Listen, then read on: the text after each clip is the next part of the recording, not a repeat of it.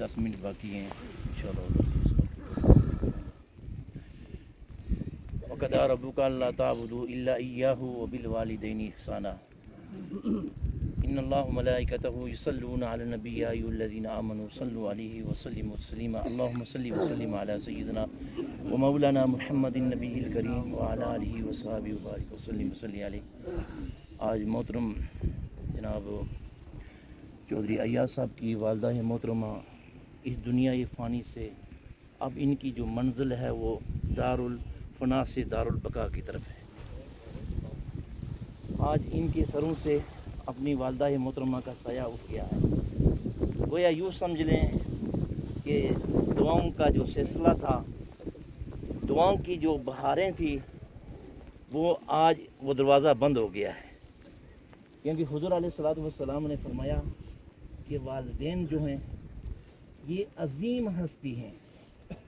اور فرمایا بالخصوص والدہ کے متعلق فرمایا والدہ جو ہے اللہ تعالیٰ نے ان کے قدموں میں جنت رکھی ہے. حضور علیہ السلام نے کے پاس ایک شخص حاضر ہوا. اس نے عرض کی یا رسول اللہ صلی اللہ علیہ وسلم، میرے حسن سلوک کا سب سے زیادہ مستحق کون ہے؟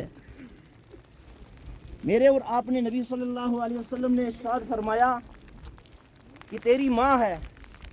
اس نے پھر سوال کیا. آپ صلی اللہ علیہ وسلم نے فرمایا تیری ماں ہے. جب تیسری بار سوال کیا تو آپ نے فرمایا تیری ماں. جب اس نے چوتھی بار سوال کیا تو آقا کریم علیہ السلام نے ارشاد فرمایا تیرا والد ہے. قرآن کریم فرقان حمید میں اللہ تعالیٰ نے والدین کے ساتھ حسن سلوک سے پیش آنے کا حکم دیا ہے. وَقَضَىٰ رَبُّكَ أَلَّا تَعْبُدُوا إِلَّا إِيَّاهُ وَبِالْوَالِدَيْنِ إِحْسَانًا. فرمایا تیرے رب نے یہ حکم ارشاد فرمایا ہے کہ اللہ کے سوا کسی کی عبادت نہیں کرنا. وَبِالْوَالِدَيْنِ إِحْسَانًا، اپنے والدین کے ساتھ حسن سلوک سے پیش آنا. گویا کہ والدین کے ساتھ حسن سلوک سے پیش آنا. فرمایا تیری جب والدہ تمہارے لیے دعا کرتی ہیں تو فرمایا والدہ کی ہوئی دعا رب کبھی بھی رد نہیں فرماتا. اسی لیے کہ جب والدہ کے اونٹ ہلتے ہیں تو اللہ کا عرش ہلنا شروع ہو جاتا ہے. حضرت سیدنا موسیٰ علیہ السلام مختصر عرض کروں. حضرت سیدنا موسیٰ علیہ السلام نے عرض کی یا اللہ کہ میرا جنت میں میرا ساتھی کون ہوگا، میرا رفیق کون ہوگا؟ اللہ تعالیٰ نے ارشاد فرمایا کہ فلانا قصاب ہے، فلانے علاقے کا قصاب ہے، وہ آپ کا جنت میں آپ کا رفیق ہوگا. جب حضرت سیدنا موسیٰ علیہ السلام اس کے پاس پہنچے تو دیکھا کہ وہ گوشت تو فروخت کر رہا ہے، لیکن اس کے اندر ایسی کوئی بات نہیں کہ لوگوں سے اتنا اچھا سلوک سے بات بھی نہیں کر سکتا. تو حضرت سیدنا موسیٰ علیہ السلام حیران ہوئے اور اس سے کہا میاں میں آج تیرا مہمان ہوں. جب وہ شخص حضرت سیدنا موسیٰ علیہ السلام کو اپنے گھر میں لے جاتا ہے تو اس نے ایک جگہ بٹھایا اور سب سے پہلے جا کر اس نے کھانا تیار کیا اور اپنی والدہ کے لقمے توڑ کر اپنی والدہ کی منہ میں ڈال رہا ہے. گویا کہ اپنی والدہ اس بوڑھی ماں کو کھانا کھلا رہا ہے. تو حضرت سیدنا موسیٰ علیہ السلام نے دیکھا کہ اس کے اونٹ ہل رہے ہیں. تو آپ نے جب توجہ فرمائی تو دیکھا کہ اس کے منہ سے یہ نکل رہا ہے کہ اللہ اس کی گناہوں کو نہ دیکھنا، کل بروز قیامت اللہ کے نبی حضرت موسیٰ علیہ السلام کو پڑوسی سے عطا کرنا. گویا کہ والدہ ہی وہ ہستی ہیں، وہ عظیم ہستی ہیں کہ جب اولاد کے لیے دعا کرتی ہیں تو گویا کہ عرش پر بھی رحمان بھی اس پر راضی ہو جاتا ہے. میرے بھائیو، حضرت موسیٰ علیہ السلام اللہ سے ہم کلام ہوا کرتے تھے. ایک دن ایسا ہوا والدہ انتقال کر گئی تو جب رب سے ہم کلام ہونے لگے تو رب نے فرمایا موسیٰ وہ تیری والدہ ہی تھی جو روئے زمین میں تیرے لیے دعائیں بخشش دعائیں مغفرت کیا کرتی تھی، تیرے لیے دعائیں کیا کرتی تھی. آج وہ والدہ تیری دنیا پانی سے چلی گئی ہے.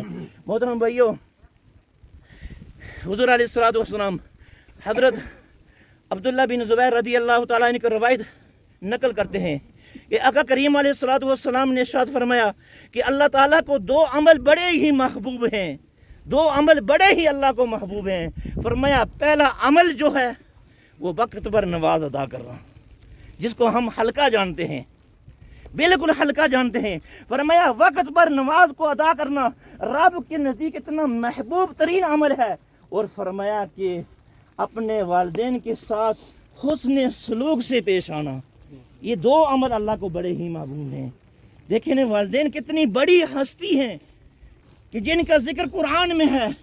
نماز ہم عبادت ہے اور نماز خالصتاً اللہ کے لیے پڑھی جاتی ہے، مگر نماز کے بعد نماز میں اللہ تعالیٰ نے درود و سلام کے بعد والدین کے لیے دعا کرنے کا حکم دیا۔ گویا کہ اس اتنی بڑی عبادت میں رب نے اتنی بڑی ہستی کے لیے فرمایا ربنا اغفر لی۔ جب نمازی احد یہ دعا کرتا ہے قرآن پڑھ کے اپنے والدین کے لیے مغفرت کی دعا کرتا ہے، تو فرمایا کہ جب نماز کے اندر قرآن پڑھ کے ان کو اصال ثواب کیا جاتا ہے، ان کے لیے دعائیں مغفرت کی جاتی ہے۔ آج فتوے لگانے والے فتوے لگا دیتے ہیں جی قرآن یہ سوال یہ اس کا اصال ثواب نہیں کرنا چاہیے، بلکہ قرآن سب سے اعلیٰ تحفہ ہے مرنے والے کے لیے۔ یہ یاد رکھیں، قرآن کریم فرقان حمید پڑھ کر ان کی روح کو اصال ثواب کرنا یہ سب سے اعلیٰ تحفہ ہے۔ اگر یہ اعلیٰ تحفہ نہیں ہوتا تو رب قرآن میں نہیں حکم دیتا۔ اب یہ 13ویں پارے کی آخری رکوع ہے، یہ وہاں پر حفاظ کرام ماشاءاللہ موجود ہے، کثیر تعداد میں یہ استاد بھی موجود ہیں، وہ استاد بھی موجود ہیں۔ میں ان کی موجودگی میں دیکھیں یہ رب جعلنی مقیم الصلاۃ، جب نماز کے لیے ہم یہ رب سے دعا کرتے ہیں، یہ التجا کر رہے ہیں، وَمِن ذُرِّيَّتِي رَبَّنَا اغْفِرْ لِي، اللہ میری بھی مغفرت فرما، والدی اور میرے والدین کی بھی مغفرت فرما۔ تو نماز کے اندر قرآن پڑھ کے ان کو اصال کیا جاتا ہے، قرآن کا فائدہ انہیں ملتا ہے، ان کو نفع پہنچتا ہے۔ اور بعد میں کیوں نہیں نفع پہنچتا، بلکہ فرمایا جہاں قرآن پڑھا جاتا ہے رب کی طرف سے رحمت کا نزول ہوتا ہے، اور جب رب کی طرف سے رحمت کا نزول ہو تو میرے بھائیوں کیا اس قبر والے پر عذاب آئے گا، کیا اس پر اللہ کا عذاب آئے گا یا اللہ کی رحمت نازل ہوگی؟ یقیناً بات ہے۔ حضور علیہ الصلوۃ والسلام نے فرمایا کہ تم اپنے مردوں کو جب دفن کر چکو تو ان کو تنقید کرو، اور فرمایا کہ جب تم اپنے مردوں کو دفن کر چکو تو اس قبر کے پاس اتنی دیر میں کھڑے رہو۔ فرمایا جتنی دیر اونٹ کو ذبح کیا جاتا ہے اور اس کا گوشت جو ہے وہ تقسیم ہوتا ہے، اسی لیے حکم دیا گیا کہ تمہارا اس عمل سے ان کو انس حاصل ہوتی ہے، اس عمل سے انہیں فائدہ پہنچتا ہے، اس عمل سے انہیں نفع پہنچتا ہے قبر میں، اور جب قبر میں انہیں انس حاصل ہوتی ہے فرمایا تمہارے جوتوں کی ہوئی آواز سنتا ہے، تمہارے قدموں کی آہٹ بھی تمہارا جس کو تم دفن کرتے ہو تمہاری آہٹ کو بھی سنتا ہے۔ تو جہاں قرآن پڑھا جاتا ہے کیا قرآن پڑھنا نہیں وہ سنتا؟ یہ قرآن سے ثابت ہے، یہ قرآن سے سنتا ہے۔ وَإِذَا قُرِئَ الْقُرْآنُ فَاسْتَمِعُوا لَهُ وَأَنصِتُوا لَعَلَّكُمْ تُرْحَمُونَ۔ فرمایا جب تم قرآن پڑھو تو خاموشی سے سنو تاکہ تم پر رحم کیا جائے۔